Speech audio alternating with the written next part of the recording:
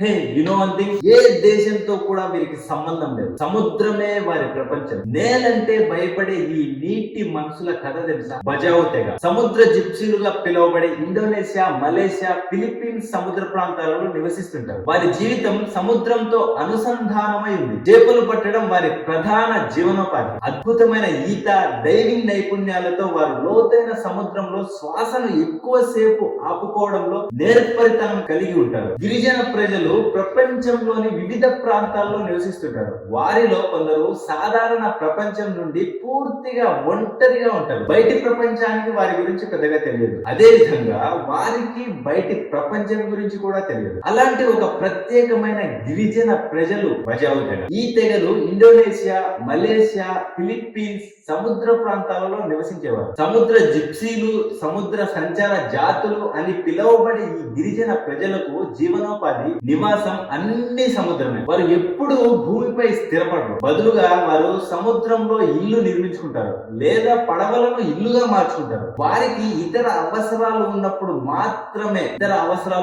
మాత్రమే వారు పట్టుకున్న చేపలను విక్రయించడానికి భూమిపైకి వెళ్తారు. సముద్రం వారి జీవనాధారం అయినప్పటికీ వారు చేపలు పట్టడానికి తిరుగుతుంటారు. కాబట్టి వారిని సముద్ర సంచార జాతులు అని పిలుస్తుంటారు. బజావు తెగ దక్షిణ ఫిలిప్పీన్స్ లోని సులు దీవుల నుండి ఉద్భవించింది. వారి సంచార సముద్ర జీవితం కారణంగా ఈ తెగ చివరికి మలేషియా, బ్రూనై, ఇండోనేషియా జలాలకు వలస వెళ్లి తూర్పు ఇండోనేషియాలోని మలుకు, రాజా అంపట్, సులువేసి, కాలిమంటన్ ఉత్తర భాగంలో నివసిస్తున్నారు. బజావు ప్రజలు అద్భుతమైన ఈత, డైవింగ్ నైపుణ్యాలు కలిగి ఉంటారు. వారి జీవితంలో ఎక్కువ భాగం సముద్రం చుట్టూ కేంద్రీకృతమై ఉండటం వలన బజావు ప్రజలు అసాధారణమైన ఈత నైపుణ్యాలను కలిగి ఉంటారు. వారు లోతైన సముద్రంలో కూడా శ్వాసను తీసుకోకుండా ఉండగలరు. ఎటువంటి ఆధునిక పరికరాలు లేకుండా వారు లోతైన సముద్రంలోకి డైవ్ చేసి 5 నుండి 13 నిమిషాలు తమ శ్వాసను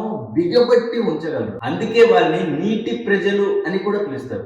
ఈత కొట్టేటప్పుడు నీటి అడుగున ఎక్కువసేపు శ్వాసను బిగబెట్టేందుకు మనుషులకు సహాయపడే ప్లీహం సాధారణ వ్యక్తుల కంటే వీరికి కొంచెం పెద్దదిగా ఉంటుందని ఒక వైద్య అధ్యయనంలో తెలియదు. అదే అధ్యయనం జన్యు వైవిధ్యం కారణంగా ఇది సాధ్యమని సూచిస్తుంది. బజావు ప్రజలు సముద్రంలో 30 మీటర్లు లోతులో కూడా సాంప్రదాయ ఈటలను ఉపయోగించి చేపలు, ఆక్టోపస్ వంటి సముద్ర జీవులను వేటాడుతుంటారు. అందుకే బజావు పిల్లలు చిన్నప్పటి నుండే ఈత కొట్టడం, డైవ్ చేయడం నేర్చుకుంటారు. ఎందుకంటే ఇది వారి జీవితంలో అంతర్భాగం. బజావు ప్రజలలో ఎక్కువ మంది ముస్లింలు. వారి పూర్వీకులు మలేషియా, బ్రూనై సముద్ర ప్రాంతాలకు ప్రయాణించినప్పటి నుండి వారు తరతరాలుగా ఈ మతాన్ని నేర్చుకుంటూ ఆచరిస్తున్నారు. బజావు ప్రజలలో దాదాపు 95% మంది ముస్లింలు అయినప్పటికీ వారు ఇప్పటికీ కొన్ని నమ్మకాలు, ఆచార సాంప్రదాయాలను వదిలిపెట్టలేదు. సముద్రంలో పుట్టి పెరిగిన బజావు తెగకు విద్య గురించి పెద్దగా పట్టింపు లేదు. ఫలితంగా వారిలో ఎక్కువ మంది నిరక్షరాస్యులు. పైగా వారిలో చాలా మందికి వారి వయసు ఎంత అనేది కూడా తెలియదు. ఈ గిరిజన ప్రజలను ఏ దేశం కూడా తమ ప్రజలుగా గుర్తించకపోవడం మరింత విచారకరం. ఇలాంటి మరిన్ని అప్డేట్స్ కోసం సబ్స్క్రైబ్ చేయండి అదృశ్యవాణి ఛానల్.